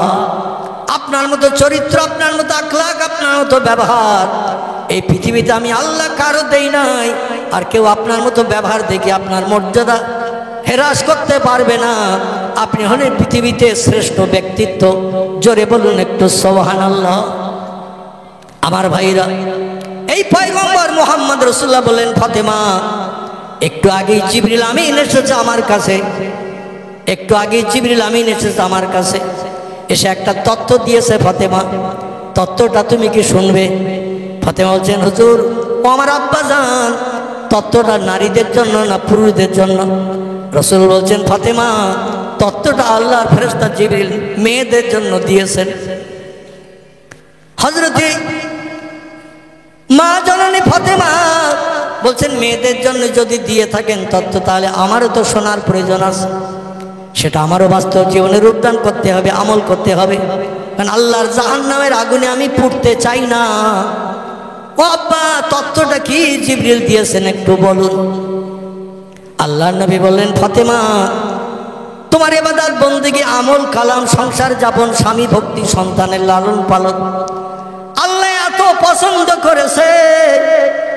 আল্লাহ তোমাকে সমস্ত দুনিয়ার নারীদের সর্দারিনী করে জান্নাতের সর্দারিনী বানিয়ে দিয়েছে। নারায়ে তাকবীর। তোমার আমল কালাম, নামাজ কালাম, তাসবিহ, তাহলিল, জিকির, আজকার, কোরআন তেলাওয়াত, স্বামী সেবা, সন্তান লালন পালন, পাড়া প্রতিবেশীদের সঙ্গে ব্যবহার, চরিত্র, আখলাক আল্লাহ এত পছন্দ করে নিয়েছে। দুনিয়ার সমস্ত নারীদের সর্দারিনী, সাইয়্যিদাতুন নিসা, সমস্ত মেয়েদের নেতা নেত্রী করে আল্লাহ তোমারে বানিয়েছে। আমার ভাইয়েরা, কোন মেয়েদের কাছে যদি তার সুনাম করেন, দেখবেন ওই মেয়েটা খুশিতে বাগ বাগ হয়। কিন্তু কোন মেয়ের কাছে যদি অপর মেয়ের সুনাম করেন, ওর মুখটা কিন্তু হাঁড়ির তলা হয়ে যায়। মেয়েরা কারো সুনাম পছন্দ করে না, ওরা নিজের সুনামটা শুনতে পছন্দ করে বেশি। তবে ভবানীপুরের মেয়েরা আলাদা, এদের নামে বদনাম দেব না। জীবন আর হয়তো আমার আশা হবে না।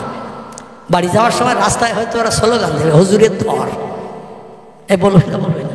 তবে আশা রাখি এই ভবানীপুরের মেয়েরা আমার ধরবে না, কারণ আমার অতি আপনজন আছে। আমার তালুই বসে, যিনি আমার সঙ্গে সালাম কালাম মোসাফা করলেন, হাজী সাহেব মনু শেখ, চেনেন তো নাকি?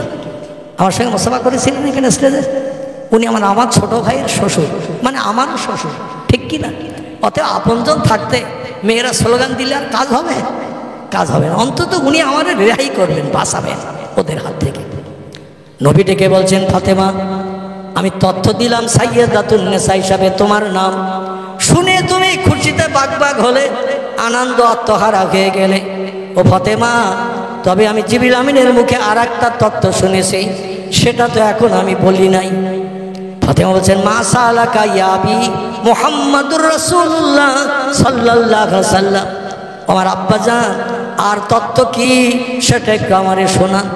নবী বলছেন, ফাতেমা তামাম দুনিয়ার নারীদের সর্দারিনী আল্লাহ তোমারে বানাবেন। তোমার অনুমতি ছাড়া কোনো মেয়ে জান্নাতে যেতে পারবে না। তবে জান্নাতে প্রথম কিন্তু তুমি যেতে পারবে না। তোমাকে জান্নাতের দরজার বাইরে দাঁড় করিয়ে রেখে কোটি কোটি মেয়েদের চোখের সামনে এই মদিনার পাহাড়ি এলাকার একটা মেয়ে প্রথম জান্নাত উদ্বোধন করবে। আর একটু জোরে বলা যাবে না? নারায়ে তাকবীর। আচ্ছা, অন্য মদিনার একটা পাহাড়ি এলাকার মেয়ে, সে যাবে জান্নাতে, কোটি কোটি জান্নাতি নারীদেরকে জান্নাতের দরজার সামনে রেখে।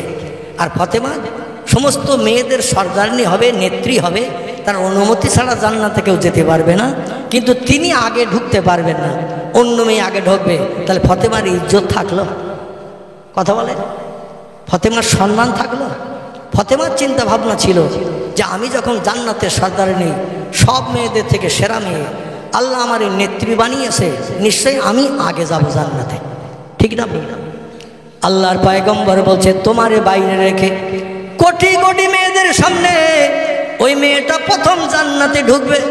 শোনা মাত্রই বা ফতেমার মুখটা হাড়ির তলা চুন হয়ে গেল, মুখটা মলিন হয়ে গেল। আল্লাহ নবী বলছেন মা হালুকে মাকবরুকে ইয়া বিনতি, ও কন্যা ফতেমা, একটু আগেই দেখলাম তোমার মুখে মুচকি হাসি, আর হঠাৎ করে একটা তত্ত্ব দিলাম, তোমার মুখটা মলিন হয়ে গেল, কালো হয়ে গেল, ব্যাপারটাকে আমি বুঝতে পারলাম না।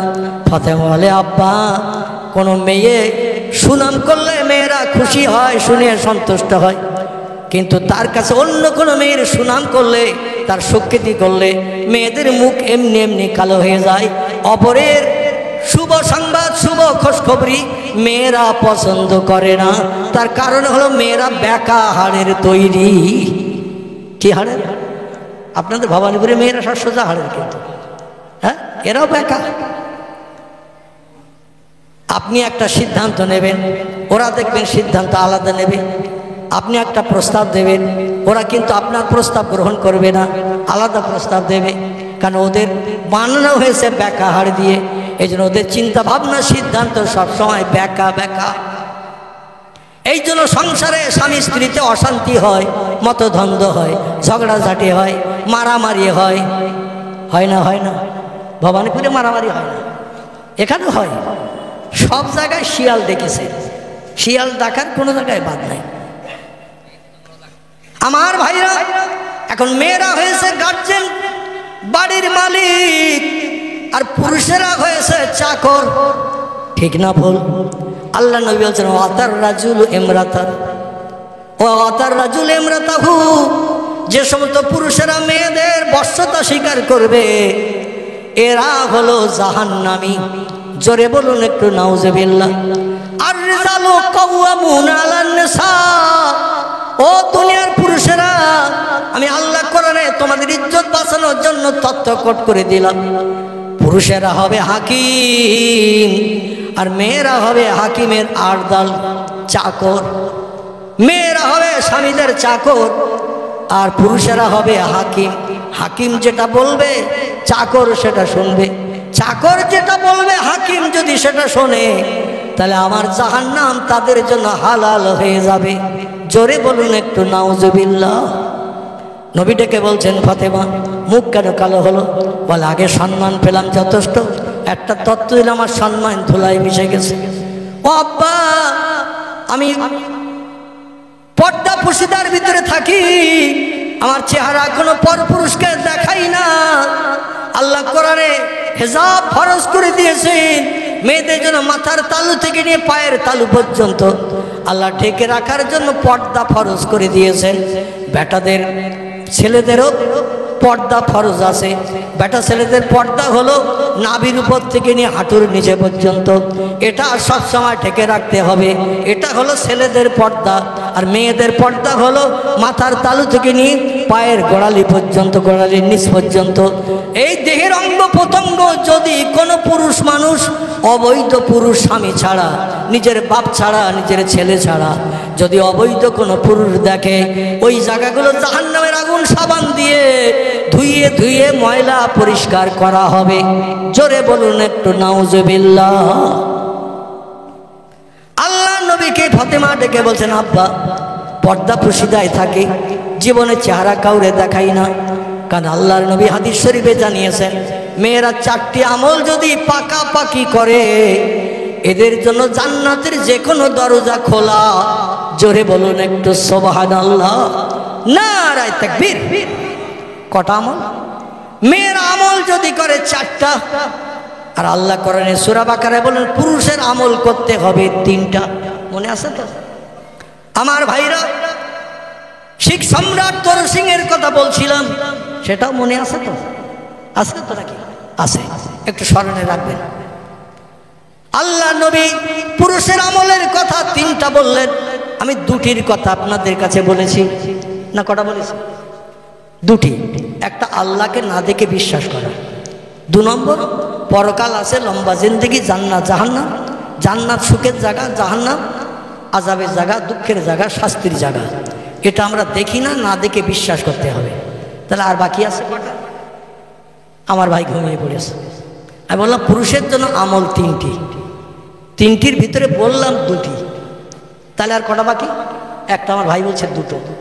মন হাড়িতে দিলে হবে না ভাই, খোকার বা শাড়ির পাড়ের দিকে দিলে হবে না, এখানে ওয়াজের মজলিসে মনটা রাখতে হবে। 3 নম্বরের আমল হলো ওয়া আমিলা সলিহান। জোরে বলুন একটু আল্লাহু আকবার, আর একটু জোরে বলুন আল্লাহু আকবার। আল্লাহ বলছেন 3 নম্বরের আমল হলো আমার কোরআনের বিধানকে বাস্তব জীবনে রূপদান করে মুয়াজ্জিন যখন মসজিদে আজান ধ্বনি দেবে, দুনিয়ার সব কাজে লাথি মেরে মসজিদে জামাতে কিংবা ঘরে যদি সময় না পাও মসজিদে যেতে, ঘরে ওই ওয়াক্তের নামাজটা তুমি আদায় করে নেবে। হাতে যখন সময় পাবে আমার পবিত্র জবানি সত্য কথা কোরআন শরীফ তেলাওয়াত করবে। হাতে যখন সময় পাবে আমার নামের জপ জিকির তাসবিহ তাহলিল করবে। রমজান মাস যখন এসে যাবে, সূর্য উদয়ের রাত থেকে নিয়ে সূর্য অস্তমিত পর্যন্ত আমার ফরজ হুকুম ইয়া আইয়ুহাল্লাযীনা আমানু কুতিবা আলাইকুমুস সিয়াম। জোরে বলুন আল্লাহু আকবার।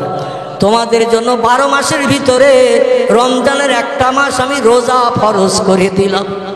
সারাদিন না খেয়ে অনাহারা থাকবে, আমার রোজা যেন ভঙ্গ করবে না, রোজা যেন নষ্ট করবে না। এই কাজগুলো হলো আমলে সলেহা। আল্লাহ বলছেন ও দুনিয়ার মানুষ ওয়াল ইয়াউমিল আখিরে ওয়া আমিলা সলেহান, আমার কোরআনের আইন মোতাবেক আমলে সলেহা ভালো ভালো কাজগুলো তোমরা করে নেবে। যদি তোমরা করে নিতে পারো ফালাহুম আজরুহুম ইনদা রাব্বিহিম, তোমাদের জন্য উত্তম পুরস্কারে বিভূষিত করা হবে। জোরে বলুন একটু সুবহান। উত্তম পুরস্কার তোমাদের দেয়া হবে। কি? আল্লাহ বলছেন ফালা খাউফুন আলাইহিম, দুনিয়ার জমিনে যদি কোনো বিপদে মুসিবতে পড়ো তোমাদের ভয় করতে হবে না। ওয়ালা হুম ইয়াহজানুন, রাতের আধারে বালিশে মাথা দিয়ে শুয়ে আগামীকালের সমস্যার জন্য চিন্তা ভাবনা করতে হবে না। সব সমস্যার সমাধান আমি আল্লাহ আমার কুদরতি হাতে করে আগামীকাল সকালবেলা তোমার মুখে হাসি ফুটাবো, আমার কোরআনের তথ্য কোড করে দিলাম। জোরে বলুন একটু সুবহানাল্লাহ। তাহলে আমল করতে হবে কটি? তিনটি। একটা হলো আল্লাহরে না দেখে বিশ্বাস করতে হবে। 2 নম্বর পরকাল বিশ্বাস করতে হবে, জান্নাত জাহান্নাম আছে এটা না দেখে বিশ্বাস করতে হবে। 3 নম্বর কোরআনে আল্লাহ যত আমাদের জন্য হুকুম করেছেন তা রেজামন্দির জন্য যত আমল করার কথা বলেছেন সবগুলো বাস্তব জীবনে রূপদান করতে হবে। তাহলে আল্লাহ বলছেন ফালা খাউফুন আলাইহিম, বিপদে মুসিবতে কোনো ভয় পেতে হবে না। গোবর সাপ সামনে ফেনা ধরে থাকলেও তোমার সবল দিয়ে দংশন করবে না। তোমার সামনে যদি সুন্দরবনের রয়্যাল বেঙ্গল টাইগার এসে দাঁড়ায় তোমার ভয় পেয়ে গাছের মাথায় উঠতে হবে না। আমি আল্লাহ তোমাদের সব বিপদে মুসিবতে সাহায্য করে মুখে হাসি ফুটাবো। জোরে বলুন সুবহানাল্লাহ। আচ্ছা এই আমল 3টে আমরা করতে পেরেছি? খোদার কসম এই আমল 3টে যদি আমরা পাকাপাকি করতে পারতাম, রাতের বেলা মশারি টানিয়ে কোনোদিন শোয়ার দরকার হতো না। মশার বাবার ক্ষমতা নাই। সৃষ্টির শ্রেষ্ঠ জাতি লাকাদ খলাকনাল ইনসানা ফি আহসানি তাকওয়িম। আল্লাহ বলছে যত সৃষ্টি পৃথিবীতে বানিয়েছি দুনিয়ার সৌন্দর্য শ্রীবৃদ্ধির জন্য, এই সমস্ত সৃষ্টির ভিতরে আমি মানুষকে সেরা করে বানিয়েছি। মানুষ যদি সেরা হয় পিঁপড়ে কি মানুষকে কামড়াতে পারে? কথা বলতে হবে। মানুষ যদি সৃষ্টির সেরা হয়, পিঁপড়ে যদি নিকৃষ্ট হয়, ওরা কি মানুষকে কামড়াতে পারে? মশা কি ইনজেকশন দিতে পারে? সার্পকৌকন কি মাথায় কুটকাট করে রাতের গভীরে কামড় দিতে পারে? কোন সৃষ্টির বাবার ক্ষমতা নাই। কারণ আল্লাহ কোরআনে বলছেন বিসমিল্লাহির রহমানির রহিম হুয়াল্লাযী খালাকা লাকুম মা ফিল আরদি জামিআ। জোরে বলুন একটা আল্লাহু আকবার, আর একটু জোরে বলুন আল্লাহু আকবার। অসুবিধা হচ্ছে আপনাদের শুনতে? আমি কোরআন ও হাদিসের আলোকমালায় আপনাদের কাছে কিছু আলোচনা রাখছি। কারণ যে মজলিসে কোরআনের আলোচনা হয় না, কোরআনের আয়াত পড়া হয় না, নবীজির জওয়ানি হাদিসের কথা বলা হয় না, ও মজলিসটা হলো শুকনো মজলিস। কি মজলিস বললাম? শুকনো মজলিস। ও মজলিসের রাত জেগে বসে থাকলে লাভ কিছু পাওয়া যাবে না। কারণ কোরআন হাদিসের আলোচনা না হলে সে মজলিসে আল্লাহর রহমত আসে না, রহমত আসে না। এই জন্য এই রাতের গভীর হয়ে যাচ্ছে। কটা বেজেছে ভাই? কটা? 11টা বেজে গেছে, বেশি হয়ে গেছে। তার তো প্রায় 2 ঘন্টার কাছাকাছি হতে গেল। এখন তো আমার ডালপালাও অনেক বেরিয়ে গেছে, ঠিক কিনা? ডালপালাও অনেক বেরিয়ে গেছে। এই সব ডালপালাগুলো এক জায়গায় করে বক্তব্য রাখতে গেলে এখনও ঘন্টা 2-2.5 সময় লেগে যাবে। তবে আমি সেদিকে নিয়ে যেয়ে অত লম্বা বক্তব্য রাখবো না, কারণ আমি মাজুর, অসুস্থ ব্যক্তি। আর আমি বক্তৃতা শুরু করলে আমি আর ঘড়ির দিকে তাকাই না। 3 ঘন্টা, 3.5 ঘন্টা, 4 ঘন্টা এই বক্সরা পলিয়ান পাড়ায় 6.5 ঘন্টা এক স্টেজে বক্তৃতা করেছি। বক্সরা নাম শুনেছেন? এই বক্সরা পলিয়ান পাড়া 4 জন বক্তার দাউদ, 3 জন আসেন। আমি অধম একা গেছি। 12 হাঁড়ি বিরিয়ানি রান্না করেছে। এখানে আজ কিছু হয়েছে নাকি? হ্যাঁ হয়েছে। সেখানে 12 হাঁড়ি বিরিয়ানি রান্না করেছে পলিয়ন পাড়া বক্সারা। বলছে হুজুর 3 জন তো আসেনি, আপনি একা এসেছেন। এখন আমাদের রান্না শেষ হতে রাত 1টা বেজে যাবে। 12 হাঁড়ি বিরিয়ানি রান্না করতে হবে, তারপরে তো তার পরিবেশন হবে। তা আমি বললাম, তা আমি একা কী করবো? বলে এশার নামাজ 8টায় হবে, 8টার পরে আপনি বলবেন, 1টার আগে যেন ছাড়বেন না। বুঝতে পেরেছেন তো? তো দেখতে দেখতে কম বেশি 6.5 ঘন্টার মতো বক্তৃতা আমার রাখতে হলো। আমি একটু লম্বা লম্বা বক্তব্য রাখতাম, যার কারণে আল্লাহ পাক কঠিন রোগে আক্রান্ত করেছিলেন আমাকে। আমার ছেলেদের বক্তব্য 1 থেকে 1.5 ঘন্টার বেশি যেন তুমি ওয়াজ করো না, কারণ তুমি অসুস্থ। কিন্তু আমি গতকালকেও 2 ঘন্টা 10 মিনিট ওয়াজ করেছি। সেই মাদারপাড়া ঢলা ফকির সাহেবের গ্রাম মাদারপাড়া, সেখানে। তার আগের দিন আমি জলসা করলাম নৈনান, দক্ষিণ 24 পরগনা নৈনান মাদ্রাসা। তো জলসা করতে করতে 2 ঘন্টা 40 মিনিট হয়ে গেছে। 2 ঘন্টা 40 মিনিট আমি শেষ বক্তা। মুর্শিদাবাদের একজন বক্তা ছিল।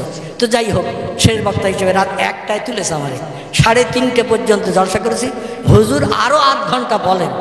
আমি বলি আমি আর পাচ্ছি না ভাই, মানে 4টে পর্যন্ত বলতেই হবে, ফজরের আজান দেবে, বাড়ি চলে যাবে। ওদের চিন্তা আমি আর পাচ্ছি না ভাই। তো যাই হোক, আজকের বক্তব্য রাখতে রাখতে প্রায় 1.5 ঘন্টার উপরে হয়ে গেছে। কারণ 9:30টার দিকে সম্ভবত আমি শুরু করেছিলাম, 9:40-45 বোধ হয়। তো দেখতে দেখতে 11:30টার উপরে হয়ে গেছে। খুব সংক্ষেপ করে তত্ত্বকটা ডালপালাগুলো এক জায়গায় করে নিয়ে আসি। হজরতে ফাতেমা বলছেন, আব্বা আমার উপরে আমলকারী নিশ্চয়ই ওই মেয়েটি হবে। মেয়েটার নাম কি? রসুল বলছেন মেয়েটার নাম হলো মাজিদা। কি নাম? আরেকবার বলে, মাজিদা। তার স্বামীর নাম হলো আব্দুল্লাহ। কি নাম? নবীজির বাবার নামে তার স্বামীর নাম হলো আব্দুল্লাহ। এই নামগুলো রাখা ভালো না খারাপ? রসুলের অনেক সাহাবীর নাম ছিল আব্দুল্লাহ। আর আমাদের দেশে ছেলে একটা হলে নাম রাখে মিন্টু, নাম রাখে পিন্টু, নাম রাখে নন্টু, নাম রাখে ঝন্টু, নাম রাখে লালটু, নাম রাখে বল্টু, নাম রাখে বাপি, নাম রাখে বাপ্পা, নাম রাখে বাবলু, নাম রাখে বাচ্চু, নাম রাখে ডবলু, নাম রাখে নাট, নাম রাখে স্ক্রুব। মেয়ে যদি হয় ওই রকম নাম, জোসনা, চম্পা, ঝর্ণা, নাইস, বিউটি, ডলি, ফুলি, সাথী, আর্নিকা। হোমিওপ্যাথি ওষুধ খাইয়ে দেয়, জ্বর সেরে যাবে। আর্নিকা মেয়ের নাম। আজ ইংরেজি মডেল তৈরি হওয়ার কারণে আরবির নাম নিশানা গন্ধ আমাদের ভিতরে আর আছে।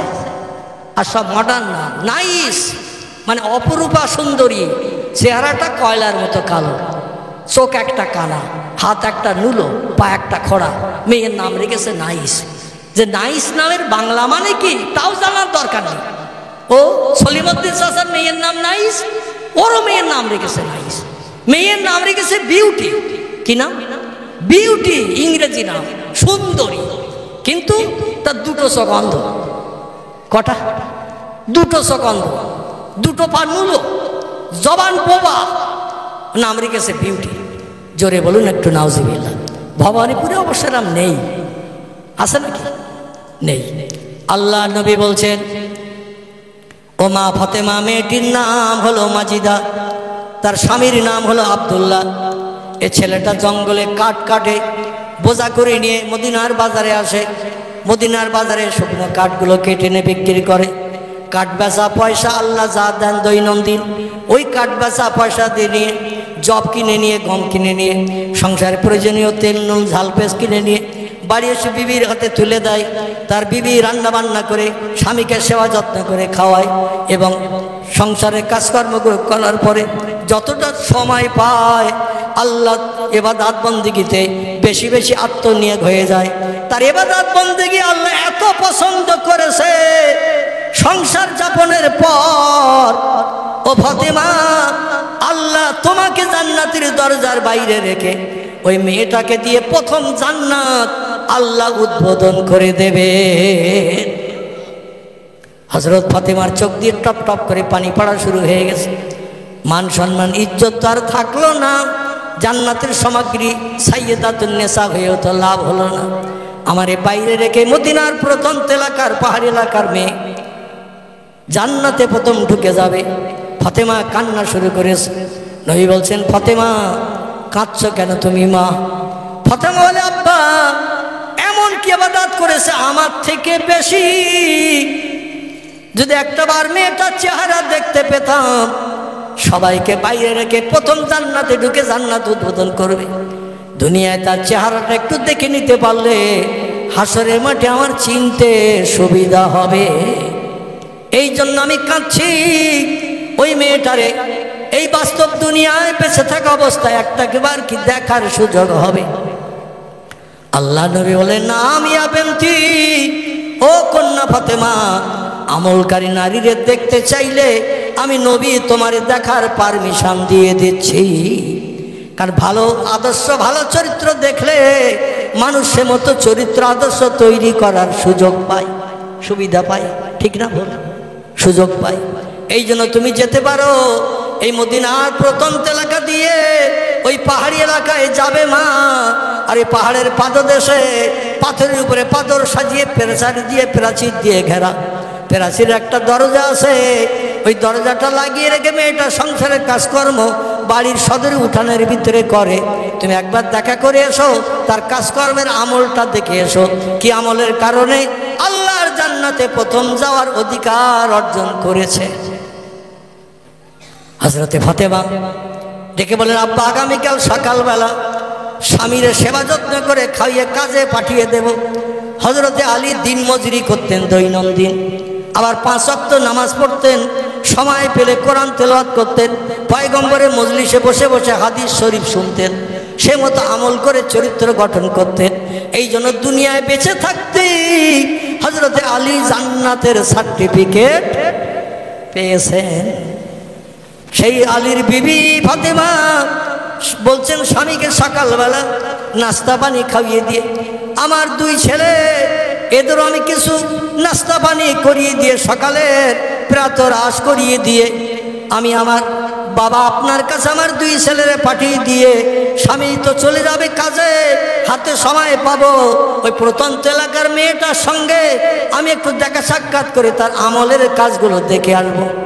আমার কাজের ভিতরে যদি কিছু ঘাটতি থাকে ওগুলো দেখে আমি ঘাটতি পূরণ করে নেব। মেয়েদের যদি এখন আমি বলি, পর্দা পুশিদায় রাস্তাঘাটে বার হওয়ার শরীয়তে মেয়েদের জায়েজ আছে। পর্দার ভিতরে থাকবেন, চেহারা কাউকে দেখাবেন না, হাতে হাত কভার দিলে ভালো হয়, পায়ে মজা দিলে ভালো হয়, চোখের উপরে জালি লাগিয়ে দিলে ভালো হয়, দিয়ে আপনি রাস্তাঘাট দেখতে পাবেন। মেয়েরা বলবে, ও মৌলবীর আর ভিটেই তুলো না, এ বলবে না, বলবে না, ও মৌলবীর আর ভিটেই তুলো না। আমার ভাইরা, হযরত ফাতেমা জোহরা আলী রাদিয়াল্লাহু বললেন, আমি একটা জায়গায় একটু যাব, নিজের বিশেষ প্রয়োজনের জন্য আপনার কাছে অনুমতি চাইছি। বলে, আমার কাছ থেকে অনুমতি না আগে তোমার বাবার কাছ থেকে অনুমতি নাও, তোমার বাবা অনুমতি দিলে ওই অনুমতিতে আমার অনুমতি। জোরে বলুন সুবহানাল্লাহ। ফাতেমা ডেকে বললেন, স্বামী, ইয়া জাওজি, এ প্রাণের স্বামী, গতকাল আমার বাবার কাছ থেকে আমি অনুমতি নিয়ে নিয়েছি। হযরত আলী বলছেন, আমার আর অনুমতির প্রয়োজন নাই, আপনার বাবার অনুমতিতে আমার অনুমতি।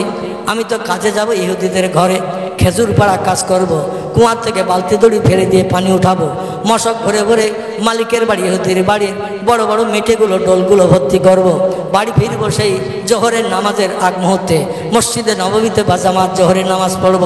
এই সময়ের ভিতরে যেখানে পারো তুমি ঘুরতে যেতে পারো, আপত্তি নাই, কারণ তুমি তো পর্দা পুশিদা ছাড়া বাইরে বার হও না। জোরে বলুন একটু সুবহানাল্লাহ। হযরত আলী অনুমতি দিয়েছেন। মা ফাতেমা বোরকা পরিহিতা হয়ে ওড়না মাথায় দিয়ে হাত কভার পা কভার মোজা লাগিয়ে নিয়ে মদিনার রাস্তার দিকে তাকিয়ে দেখলেন কোনো লোকজন নাই, ফাঁকা রাস্তা থেকে রওনা দিয়েছেন। নাম শুনে নিয়ে নিয়েছেন। বাড়িটা পাহাড়ের পাদদেশে, বাড়িওয়ালার নাম আব্দুল্লাহ, তার বিবির নাম কি? আলহামদুলিল্লাহ। কিছু মানুষের মগজ থেকে হাওয়া হয়ে গেছে, কিন্তু আমার একজন ভাইয়ের মগজে এখনো আছে নামটা। তার নাম হলো মাজিদা। মাজিদার ঘরের দরজায় যে হাজির, দরজায় যে বলছে উদখুল বাবাকা ইয়া আহলাল বাইত, ও বাড়িওয়ালি যদি বাড়ি থাকো দরজা খোলো, আমি নবী নন্দিনী হযরতে ফাতেমা এসেছি। রাস্তাঘাটে পথে তোমার ঘরের সামনে দিয়ে রাস্তা, পথ চলতি মানুষ যাবে, তবে আমার বাড়ি থেকে তোমার বাড়ি পর্যন্ত এসেছি। ফাঁকা রাস্তা ছিল, দুপুর রৌদ্রে, লোকজনের সঙ্গে সাক্ষাৎ হয়নি, এই জন্য কারোর পাশ কাটাতে হয়নি। তবে দরজার সামনে দাঁড়িয়ে থাকলে কোনো মানুষ রাস্তা দিয়ে প্রয়োজনে চলে যেতে পারে, আমার দিকে হয়তো তাকাবে। আমি বেটে না লম্বা, আমি মোটা না হালকা, আমার চেহারা কালো না সাদা, আমার অঙ্গ প্রত্যঙ্গের দিকে দৃষ্টি নিক্ষেপ করে আমার সম্পর্কে চিন্তা ভাবনা করবে। আমি এটা চিন্তা ভাবনা করতে দিতে রাজি নই। জোরে বলুন একটু সুবহানাল্লাহ। দরজা খোলো গো, দরজা খোলো, আমি নবী নন্দিনী আলীর বিবি হাসান হোসেনের মা এসে গেছি। বাড়িওয়ালি দরজার কাছে এসে বলছেন, মা নামতে মাইস মুখে, কি আপনার পরিচয়, আপনার নামটা কি বলেন? বলছে ইসমি ফাতিমা, আমার পিতার নাম হলো মুহাম্মদ রাসূলুল্লাহ, আমার নাম ফাতেমা। আপনার দরজায় এসেছি, দরজা খোলেন। আমি মেয়ে ছেলে, আপনিও মেয়ে ছেলে, তাড়াতাড়ি দরজা খুলে অন্দর মহরে আমার ঢোকার সুযোগ করে দিন। মেয়ে ছেলেটি বলছে, বেয়াদবি ক্ষমা করবেন, স্বামীরা হলো নারীদের হাকিম, হাকিমের হুকুম ছাড়া, হাকিমের অনুমতি ছাড়া আল্লাহ কোনো কাজ করতে মেয়েদের নিষেধ করে দিয়েছে। জোরে বলা যাবে না একটু সুবহানাল্লাহ? নারায়ে তাকবীর। আমার স্বামী জঙ্গলে কাঠ কাটতে গেছে, ফজরের নামাজ বাদ টিফিন করে নাস্তা পানি করে চলে গেছে। বাড়ি আসবে সন্ধ্যার দিকে, কাঠ বিক্রি করে পয়সা দিয়ে কিছু সংসারে প্রয়োজনীয় চাল, আটা, তেল, পেঁয়াজ ইত্যাদি যা লাগবে কিনে আনবে। আপনি এসেছেন, হঠাৎ আসবেন আমি তো জানি না, জানলে স্বামীর কাছ থেকে অনুমতি নিয়ে রাখতাম। বেয়াদবি নেবেন না, আজকে ফিরে যান, আগামীকাল সকালবেলা দয়া করে আসবেন।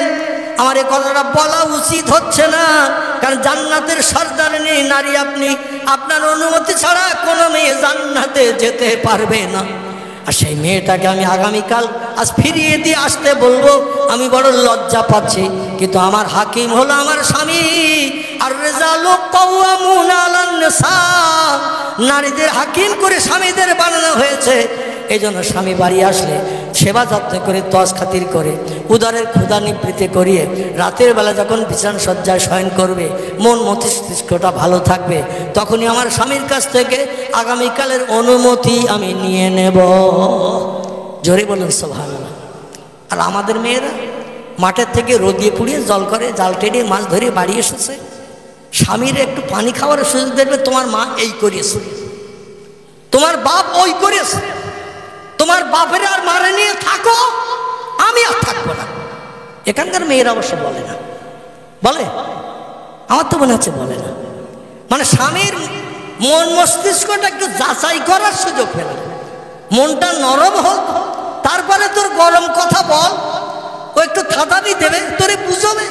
কিন্তু ও তো গরম হয়ে মাঠের থেকে জলকার থেকে বাড়ি এসেছে, আর তুইও 33,000 ভোল্টেজ নিয়ে অ্যাকশন করছিস। সঙ্গে সঙ্গে দৌড়িয়ে যে গুলুম করে মেরেছে মারে এক লাথি। বোর পেছনে শুধু কুটকাট কুটকাট করিস কেন? এ বলে না, বলে না, আমার বোর পেছনে শুধু কুটকাট ফুটকাট করিস কেন? শুধু দোষ ধরিস কেন? তোর কি দোষ হয় না? নাউযুবিল্লাহি মিন যালিক। আল্লাহ কোরআনে বলছেন, ওয়াবুদুল্লাহা ওয়ালা তুশরিকু বিহি শাইয়্যা ওয়াবিল ওয়ালিদাইনি ইহসানা। জোরে বলুন আল্লাহু আকবার। আর একটু জোরে বলুন আল্লাহু আকবার। আল্লাহ বলছেন, দুনিয়ার নারী পুরুষ, আমি এই আয়াতের মাধ্যম দিয়ে দুটি আমলের কথা তোমাদের বললাম। একটি হলো ইবাদত করবে আমি আল্লাহ আমার জমিনে সেজদা করবে কেবল আমার উদ্দেশ্যে। ওয়াবুদুল্লাহ, আমার জন্য সেজদা করবে, ইবাদত করবে, উপাসনা করবে কেবল আমি আল্লাহ আমার জন্য। কারণ আমি তোমাদের পৃথিবীতে পাঠিয়েছি কেবল আমার ইবাদতের জন্য। ওমা খলাকতুল জিন্না ওয়াল ইনসা ইল্লা লিয়াবুদুন। জোরে বলুন একটু আল্লাহু আকবার। আল্লাহ বলছেন দুনিয়ায় তোমাদের পাঠিয়েছি কেবল আমার ইবাদতের জন্য। আমার ইবাদত যখন হয়ে যাবে, সময় মতো ওয়াক্ত মতো নামাজ হয়ে যাবে, রমজান মাসে রোজা রেখে দেবে, সুযোগ পেলে কোরআন তিলাওয়াত করবে, রাস্তাঘাটে পথে চলবে, সুবহানাল্লাহ আলহামদুলিল্লাহ লা ইলাহা ইল্লাল্লাহ জিকির করবে রাস্তাঘাটে পথে। তুমি বান্দা যদি আমার হও, আমি আল্লাহ তোমার হয়ে যাব। জোরে বলুন একটু সুবহানাল্লাহ। আমার ইবাদতের পরে 2 নম্বরের দায়িত্ব তোমাদের কাঁধে চাপানো হলো, সেটি হলো অবিল ওয়ালিদাইনি ইহসানা। তোমার বাপ মায়ের সঙ্গে ব্যবহার সৎ করবে, নরম ব্যবহার করবে, তোমার বাপ মাকে ভালো চোখে দেখাবে। জোরে বলুন আমিন। একটু তাকবীর উচ্চারণ হবে, নারায়ে তাকবীর, নারায়ে তাকবীর। সিলসিলায়ে হক ফুরফুরা শরীফ, সিলসিলায়ে হক ফুরফুরা শরীফ, মুজাদ্দিদ জামানের আওলাদ, মুজাদ্দিদ জামানের আওলাদ জনাব পীরজাদা হুজুর কেবলা, জনাব পীরজাদা হুজুর কেবলা। নারায়ে তাকবীর। ওমা আলাই, নারায়ে তাকবীর, নারায়ে তাকবীর। ভবানীপুরের মহান ইসলামী জলসা, ভবানীপুরের মহান সবের সানির মজলিস, নারায়ে তাকবীর। শ্রোতাগণ, শ্রোতাগণ, জলসা কমিটি, নারায়ে তাকবীর। প্রাণ ভরে উচ্চারণ হবে একটু দরুদ শরীফ। আল্লাহুম্মা সাল্লি আলা সাইয়্যিদিনা মাওলানা মুহাম্মদ ওয়া আলা আলি সাইয়্যিদিনা মাওলানা। ইউসুফকে দেখে জুলাইখা পাগল, ইউসুফকে দেখে জুলাইখা পাগল, রসুলকে দেখে খাদিজা, সেই আশেকে মুসলিম পাগল। দরুদ পড়ো মুস্তাফা, আল্লাহুম্মা সাল্লি আলা সাইয়্যিদিনা মাওলানা ওয়া আলা আলি মাওলানা। কাজ করিতে গেলেন নবী, কাজ করিতে গেলেন নবী, মা খাদিজার বাসায়। রসুল প্রেমে মুগ্ধা হলেন, পরকালের আশায়। আল্লাহুম্মা সাল্লি আলা সাইয়্যিদিনা মাওলানা ওয়া আলা আলি সাইয়্যিদিনা মাওলানা। নবীর মহব্বতে দরুদ শরীফ পড়লে লাভ না লস? জোরে বলে লাভ। আমি যদি ঘুরিয়ে প্রশ্ন করি কি লাভ? লাভ আমিও আপনাদের কথায় একমত, কিন্তু ঘুরিয়ে যদি জিজ্ঞাসা করি কি লাভ, তাই জিভ নেড়ে ঠোঁটের মাঝখান দিয়ে আওয়াজ তুলে তুলে আল্লাহুম্মা সাল্লি আলা সাইয়্যিদিনা বলছি, কি লাভ হবে? এ বিষয়ে আমরা অনেকে অবগত। পড়তে হয় তাই পড়ি, বক্তা পড়তে বলে তাই পড়ি, কিন্তু লাভটা কি হবে এ বিষয়ে আমরা অবগত। ভারতবর্ষের একটি অঙ্গরাজ্য, রাজ্যটির নাম হলো পাঞ্জাব। কি নাম বললাম? নাম শুনেছেন তো? আমাদের এই পশ্চিম বাংলার উত্তর দিকে পাঞ্জাব রাজ্যটি আছে। এই রাজ্যে জনসংখ্যায় সব থেকে বেশি বাস করে যে ধর্মাবলম্বী, তারা কারা? আলহামদুলিল্লাহ, একজন ভাই সঠিক উত্তর দিয়েছেন। এই পাঞ্জাব রাজ্যে সব থেকে বেশি বসবাস করে যারা, তারা হলো পাঞ্জাবি। এদের ধর্মের নাম হলো শিখ ধর্ম। কি নাম বললাম? শিখ ধর্ম। শিখ ধর্মাবলম্বীদের পাঞ্জাবি বলা হয়। এই শিখ ধর্মাবলম্বীদের ধর্মীয় সুন্নত হলো 4টি। কটি বললাম? শিখ ধর্মাবলম্বীদের ধর্মীয় সুন্নত হলো 4টি। আচ্ছা, এই যে মেশিনগুলো লাগিয়েছে এতে আমি আপনাদের চেহারা দেখতে পাচ্ছি না, একটুখানি সরিয়ে আসেন তো ভাইরা, একটুখানি এই পাশের দিকে সরিয়ে আসেন। কারণ মুখ না দেখতে পারলে কিছু বলাও যায় না, আর মুখ না দেখতে পারলে শুনেও কলিজা ভেজে না, ঠিক কি না? মানে এত মেশিন লাগিয়েছে, মানে আপনাদের চেহারাও আমি ভালো দেখতে পাচ্ছি না। সব তাল গাছ, নারকেল গাছ, খেজুর গাছের মতো সব আড়াল করে ফেলেছে। আমার ভাইরা, শিখ ধর্মাবলম্বীদের ধর্মীয় সুন্নত কটি? 4টি। আচ্ছা, 4টি কি কি আজকের বলবো না, অন্যদিন আসলে বলবো। তাহলে তো আপনারা চালাক শ্রোতা দেখছি, মানে আজকে বলেছি বলে ওটা বলেও দিতে হবে। আমাদের ধর্মের বাহ্যিক সুন্নত হলো 3টি। কটি? মুসলমানদের ধর্মের সুন্নত হলো 3টি। ইসলামের পয়গম্বর মোহাম্মদ রসুল্লাহ হলেন আমাদের ধর্মীয় নেতা। এই নেতার বাহ্যিক সুন্নত হলো 3টি। আর শিখ ধর্মগুরু যিনি, তার নাম হলো মিস্টার গুরু নানক। কি নাম বললাম? মিস্টার গুরু নানক। এই গুরু নানকের ধর্মীয় সুন্নত হলো 4টি। একটি সুন্নত হলো শিখ ধর্মাবলম্বী যারা হবে ধর্মীয় নেতার এই 4টি সুন্নত তাদের মেনে চলতে হবে। যে লোকটি মানবে না সে শিখ ধর্মাবলম্বী হিসাবে বিবেচিত হবে না। আমাদের ধর্মীয় নেতার বাহ্যিক সুন্নত হলো 3টি। এই 3টি সুন্নত যে মুসলমান মেনে না চলবে সে লোকটি নবীর উম্মত হিসাবে বিবেচিত হবে না। জোরে বলুন আমিন। শিখ ধর্মের বাহ্যিক সুন্নত যে 4টির একটি হলো মাথায় পাগড়ি বাঁধতে হয়।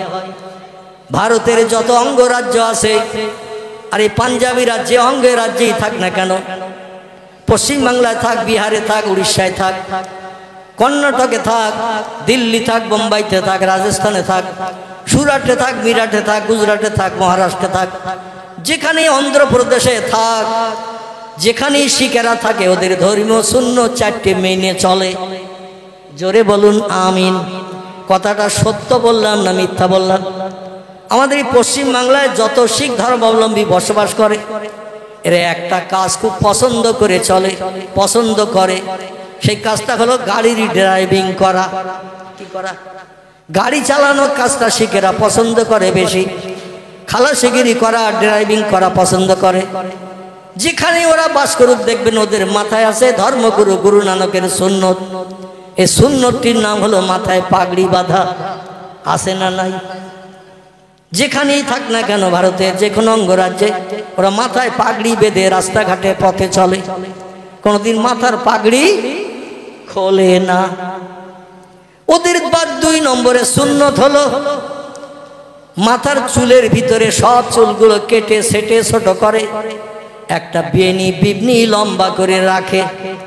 আমাদের মেয়েরা যেমন মাথায় চুল রাখে লম্বা, এই লম্বা চুলকে 3টে ভাগে ভাগ করে বিবনি গাঁথে না। চুল 3টে ভাগে ভাগ না করলে বিবনি হবে না, ও দড়ি পাকানোর মতো হবে। আর 3টে ভাগে ভাগ করলে এর ভিতর দিয়ে ওর ভিতর দিয়ে পাক দিলে বিবনি হয়। হয় না? হয় না? ওই পাগড়ির তলায় ওদের চুলের একটা বিবনি গেঁথে রাখতে হয়। যেখানেই থাক না কেন ওদের মাথায় একটা করে বেনি বিবনি আছে। ওদের 3 নম্বরে সুন্নত হলো মুখে দাড়ি রাখা। কি রাখা? শিখেদের মুখে দাড়ি রাখতে হয়। ভারতের যে কোনো অঙ্গরাজ্যে বাস করুক ওরা মুখে কিন্তু দাড়ি কাটে না, দাড়ি রাখে। কথাটা ঠিক বললাম না ভুল বললাম? ঠিক। 4 নম্বরে সুন্নত হলো 2 হাতে দুটো বালা পরতে হয়। আমাদের মেয়েরা যেমন হাতে চুড়ি পরিধান করে, চুড়ি, ওই রকম শিখেরা 2 হাতে দুটো বালা পরিধান করে থাকে। 100-র ভিতরে 100 জন শিখকে যদি আপনি দেখেন, প্রত্যেকের হাতে কিন্তু একটা করে বালা থাকে, থাকে না? থাকে না? এই জন্য ভারতের মোগল সাম্রাজ্যের শেষ সম্রাট, যার নাম ছিল বাদশাহ ঔরঙ্গজেব, কি নাম বললাম? বুঝতে অসুবিধা হচ্ছে না তো? আমি কিন্তু ওয়াজ এখনো শুরু করিনি, একটু ট্র্যাক্টর দিচ্ছি। কি দিচ্ছি? ট্রাক্টর, একটু জমি চষে নিচ্ছি। ঘাস বাগানে দানা ছড়ালে সারা হবে? ঘাসটা যদি ট্রাক্টর দিয়ে জমি চষে মেরে নেই, সরিষার দানা, পাটের দানা, মুসুরির দানা যাই দেবেন, ট্রাক্টর দিয়ে জমি চষে ঘাস মেরে যদি দানা ছড়ানো হয়, চারা হবে না? হবে না? কথা বলে চারা হবে। এই জন্য একটু ট্রাক্টর দিচ্ছি। 2-10টা মিনিট একটু ধৈর্য ধরতে হবে, তারপরে ইনশাল্লাহ আমি দানা ছড়িয়ে দেব। এই দানা ছড়িয়ে দিয়ে আমি চলে যাব। আপনারা মাঝে মাঝে একটু সেচ দেবেন, পানি দেবেন, আর মাঝে মাঝে চারার পরিবেশ পরিস্থিতি ভালো না হলে একটু তেল সার দেবেন। দিলে দেখবেন ভালো ফসল হবে। হবে না? হবে না? ভালো ফসল হবে।